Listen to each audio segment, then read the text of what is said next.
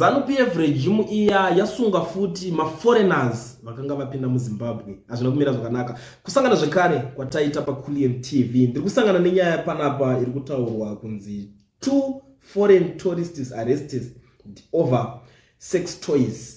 Pari kunzi mapurisa kumasvingo vakasunga vashanyi vanga vauya muZimbabwe munomu vaviri vachinzi vakaonekwa vane zvinhu zvinonzi zvima sex toys, izvo zvinhu zvekuitisa bonde zvekuti vanhu vanonge vachizviitisa vachizvinakidza vega vachinakidzwa nezvima toy izvozvo vanotofamba nazvo mumabhegi mavo. So ndo pari kunzi akaonekwa anacho ndobva asungwa. And mumwe wacho ari kunzi akanga atora video achitaura kuti muZimbabwe muri kunetsa mvura munonetsa.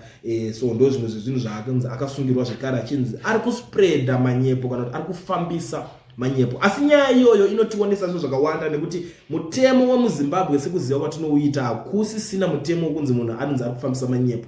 Wakasobviswa I think 2 years back wakabviswa kwanza ayo iwo mutemo uyu hausi right nekuti mutemo wekuti unombuchikidza munhu anogona kungokurirwa nharo vanonzi saka wachitinyebera ubva watosungwa. Saka mutemo iwoyo umwe mutemo wekuti hausi kukwanisa kunge uchiexista panguva yatiriko zvinezvi. Saka maforeigners aya vamwe vanhu vekuti vakutotanga kuratidzwa umwe utsinye unenge uchiitika nekuti nyaya iripo ndekuti arikunzi ataura kuti mvura inenge ichinetsa. Nyaya iripo ndekuti havasi kuda kuti vanhu vafambise mashoko nekuti vanhu vanenge vauya voti takaenda kuZimbabwe tazvionera tega mvura hakuna nekuti kazhinji unotoishaya zvechokwadi patepe nedzimwe nzvimbo dzakawanda haitobudewo. Saka vanenge vazosvika voti mvura hakutorina vachivhuravhura matepi kuti hakuna mvura iko zvino tazvionera tega situation iri kuZimbabwe. Ende vanhu vazhinjiwo vanotorarama kusina kutogara kwasvika kanzuro ichisevhisa mvura yacho yagara inenge kusitorinawo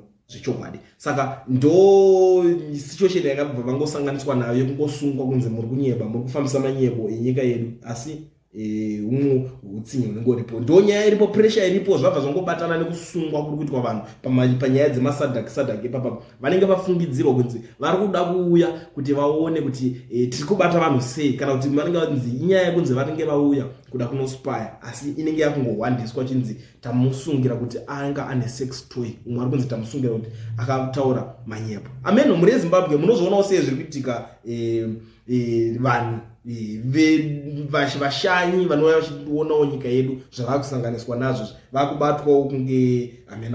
I think kuti hazvizokonzeresa maproblems pamberi apo zvinezvi. Amen. Muri Zimbabwe ndo imwe yenyaya yacho ndangoya nayo kuti ndakangokubatsirai. Amen. Munoionawo sei? Tingogara taonesana in the comment section. This time ndiri mu comment section ndichipindura. Tell me what you think. Munoionawo sei nyaya guys?